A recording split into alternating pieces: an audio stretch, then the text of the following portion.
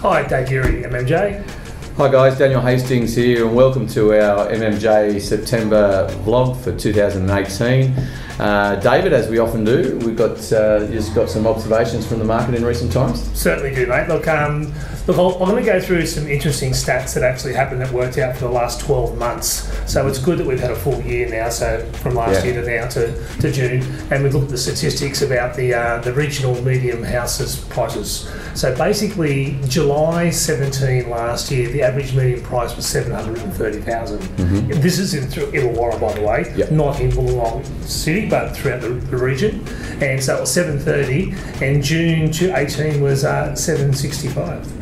So there's been still an improvement. It's funny how you see all the medium hype about saying the market's changed and it's things are falling to pieces. But strategically in Wollongong and around certain good location areas, the market's been really good. Still held the same really well. It has, but don't get me wrong. There is plenty of suburbs that actually have had a decline, percentage a decrease as well. But I think that it's all important still to buy location. One of the most critical things is buying the location, getting the right location, and that holds its growth, basically.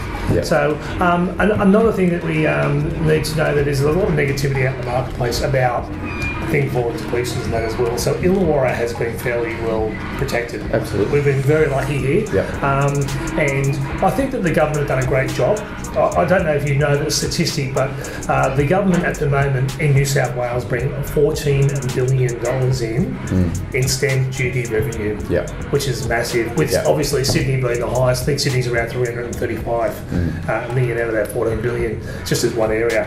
So the government are going to be very, very careful on what they're doing in the real estate market and protecting it, because it's a big percentage of their income. And that's why even at times I guess the government avoided mucking around with the interest rates, obviously, and we should say the RBA, not just the government, because the RBA is independent, but but the government played their role in curbing banking activity probably mid last year, late last year, something like that.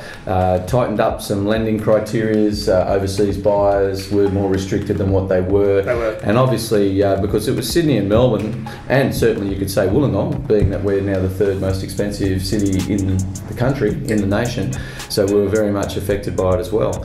But it was basically, that was their way of stifling things without affecting the other parts of the country, which were largely very flat, if not in some cases negative. So they didn't want to just have an interest rate rise, because that would affect other areas where it was really just along the east coast, well, particularly New South Wales and Melbourne, Victoria, where things were really high. And we've seen a lot of changes around Wollongong City at the moment. High-rise development going on at the moment. Everyone sees these cranes, and a lot of people are concerned as well with all the cranes up here, but a huge percentage of these properties are already sold.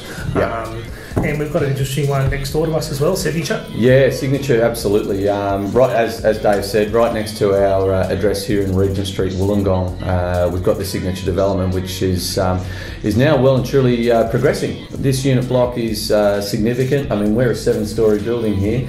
We're going to be dwarfed, and probably 3 times. I think it's in the vicinity of 20 stories, and 22, and 126 units. And we have 108 contracts that were well and truly done prior to coming out of the ground with construction. So really exciting that we see significant developments like this happening, but more importantly that they have been such a success. And coming out of the ground, like a lot of people see these things that don't come out of the ground, but Signature and a few other buildings that we're looking after, well, they're all coming out of the ground. They will be built next 12 to 24 months. You'll see a lot of these things finished. Absolutely. So in a nutshell, Wollongong's moving ahead.